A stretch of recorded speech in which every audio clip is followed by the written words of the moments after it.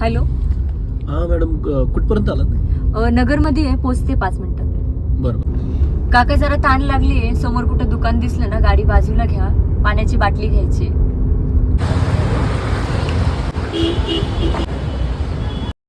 काकू एक पाण्याची बाटली द्या. अरे अहो काकू, मी पाण्याची बाटली मागितली आणि ही तर दुधाची बाटली आहे. अरे बाळा, दूध काय आणि पाणी काय दोघांची किंमत सारखीच आहे ना.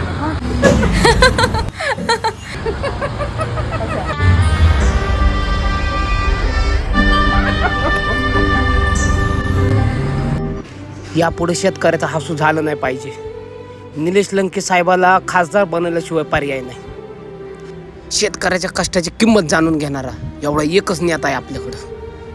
त्याला निवडून आणलं पाहिजे.